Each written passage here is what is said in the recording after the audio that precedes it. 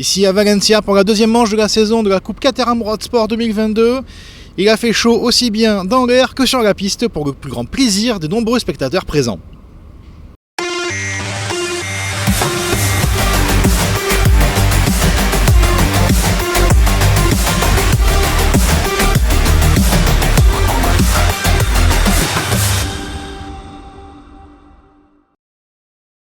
« 38 voitures étaient de la partie pour cette escapade espagnole dans la région de Valencia.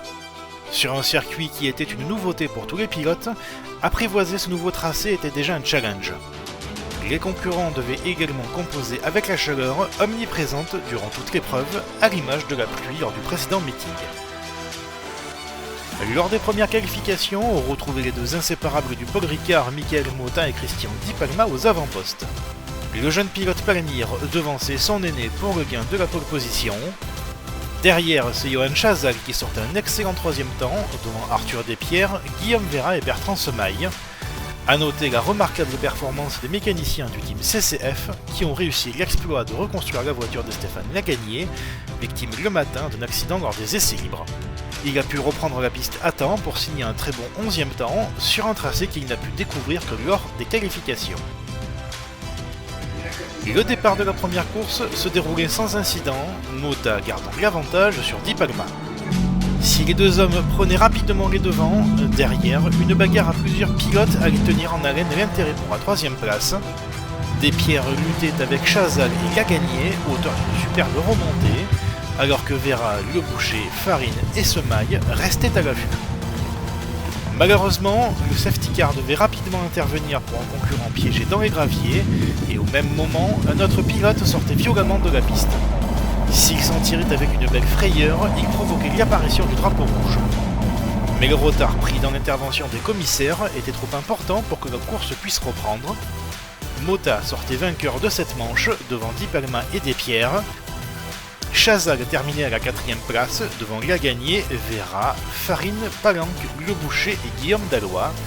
Evelyne Buatier remportait le trophée féminin.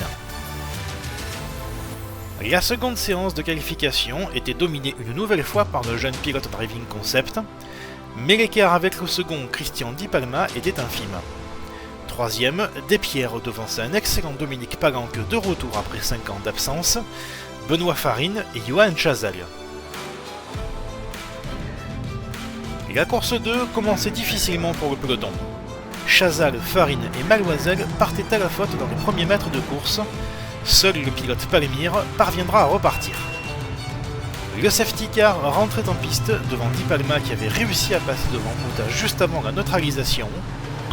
À la relance, le représentant Palmire reprenait l'avantage sur celui qu'on appelle affectueusement Petit Chat 47, alors que dans le peloton, Lagagnier entamait une remontée express, pointant la 16e place à la mi-course après être parti dernier. Pour la victoire, Mota et Di Palma étaient sur un gros rythme, laissant Despierres et Palanque se disputer la dernière marche du podium. Le pilote de la numéro 22 luttait face au jeune loup de chez Rossel Sport. La voiture de sécurité devait une nouvelle fois intervenir en fin de course suite à la sortie sans gravité de Harold Gaylor et relancer le peloton pour un ultime tour. Mota réussissait une excellente relance et fonçait vers une nouvelle victoire. Di Palma conservait sa 2e place devant Arthur Despierres. Guillaume Vera réussissait à chipper la 4e place à Palanque qui devait composer avec des soucis de boîte de vitesse. Le Boucher terminait 6e devant Sébastien Buatier et Benoît Farine. Lagagnier achevait sa remontée à la 9e position devant Thomas Monjalet. Evelyne Buatier terminait 27e et remportait une nouvelle fois la classe féminine. Au championnat, Michael Mota restait leader devant Di Palma. Arthur Despierres consolidait sa 3e place et reste au contact de la tête. Ce séjour en Espagne n'aura pas été avare en émotions pour quelques pilotes, mais aussi pour le public venu en nombre sur le circuit Ricardo Tormo. Rendez-vous dans quelques jours pour la 3e épreuve sur le non moins mythique circuit de Charade en Auvergne, les 3, 4 et 5 mai prochains.